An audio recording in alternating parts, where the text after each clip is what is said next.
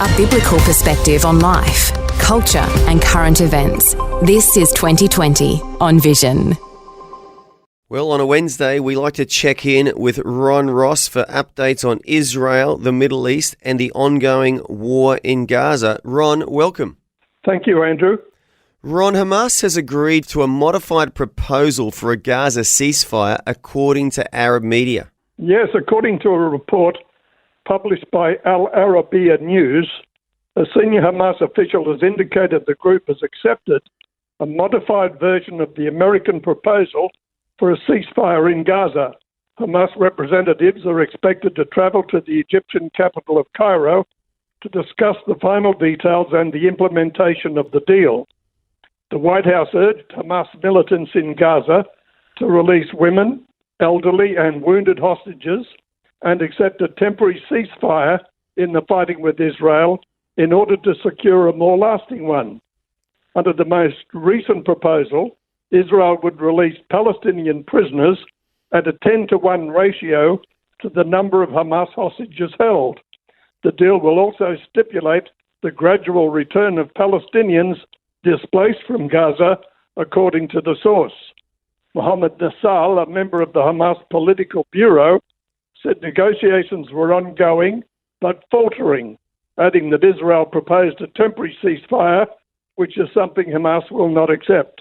Hopefully something good will come from these continued efforts. A ceasefire is a problematic decision for Israel as it allows Hamas to regroup and refresh for further attack. And tensions with the US and Israel increase, with Israeli PM Netanyahu slamming US President Joe Biden, calling accusations that he is harming Israel false.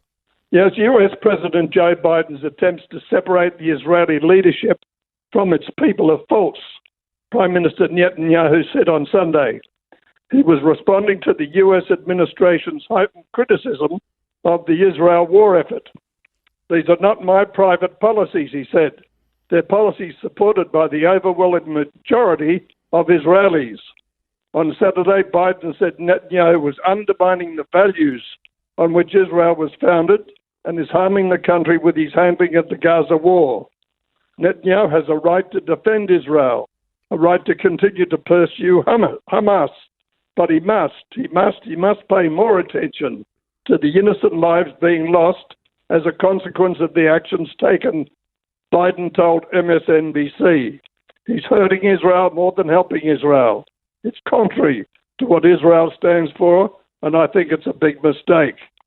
Netanyahu told Politico in the US, if Biden meant that I'm pursuing private policies against the wish of other Israelis, that this is hurting the interests of Israel, he's wrong on both accounts. Israel support IDF action in Gaza to destroy Hamas, and they do not want to see a Palestinian Authority in Gaza that finances terrorism, nor do they back a Palestinian state rammed down our throats. Yeah, sad to see the ugliness in US politics now being projected into other parts of the world. But back to Israel. After a weekend barrage of rocket attacks from Hezbollah, Israel has hit terror sites in Lebanon. Yeah, IDF fighter jets on Monday night struck two Hezbollah terror organization sites in the area of the Bekaa Valley in Lebanon. The strikes were in retaliation to Hezbollah aircraft attacks launched towards the Golan Heights over recent days, the IDF spokesperson unit reported. Reports in Lebanon said that at least one civilian was killed, several others injured in the Israeli strikes. Two security sources and the Baalbek governor, Bashir Khadr, told media that one of the strikes hit the southern entrance to the city of Baalbek. On Sunday afternoon, Hezbollah fired at least 30 rockets towards northern Israel. This occurred hours after 35 launches from Lebanon were identified on Sunday morning, a number of which were intercepted.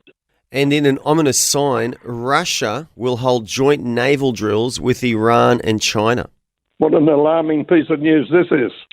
The Russian Defense Ministry on Monday announced that a group of Russian warships has arrived in Iranian waters for participation in a joint exercise with Iran and China called Maritime Security Belt 2024. The practical part of the exercise will take place in the waters of the Gulf of Oman of the Arabian Sea. The main purpose of the manoeuvres is to work out the safety of maritime economic activity, the Defence Ministry said. The goals of this exercise include strengthening the security of international maritime trade, combating piracy and maritime terrorism, facilitating information exchange for maritime rescue operations, and sharing operational and tactical insights, said Iranian state media. Yes, very ominous, Ron, very ominous. And saying nothing is impossible for the Lord, the mother of an Israeli hostage has expressed her gratitude for the prayers of Christians around the world. Well, how uplifting is this report? One of the most prominent spokespeople within the group of Israeli hostage families is Rachel Goldberg. Her only son and eldest child, Hirsch, is still being held captive in the Gaza Strip, and Monday marked 150 days since October 7. The eloquent, God-fearing mother has been very active on social media, reading a psalm every day for her son as he's been held in the hands of Hamas. I can't believe I got to Psalm 150 and my boy is not home, Goldberg wrote on the Bring Hirsch Home Facebook page. But Psalm 150 is joyous, and we will be joyful again. We will continue to be hopeful because hope is mandatory.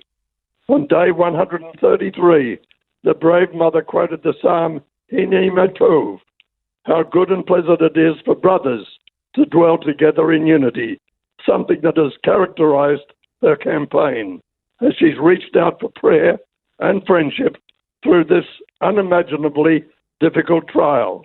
On day 143, Goldberg spoke to Christian journalist Paul Calvert of Bethlehem Voice Radio, urging Christians around the world, please do not stop praying.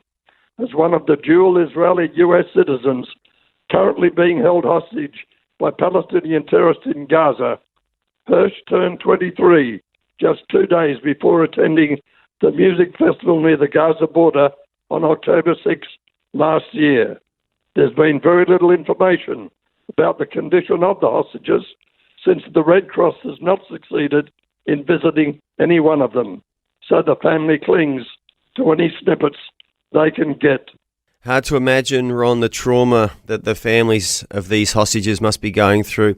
But Ron, I want to thank you for your insights and your report today. As always, very informative and very detailed. Thank you, Ron Ross, for that Israel, Middle East and Gaza war update today. Thank you, Andrew. Thanks for taking time to listen to this audio on demand from Vision Christian Media. To find out more about us, go to vision.org.au.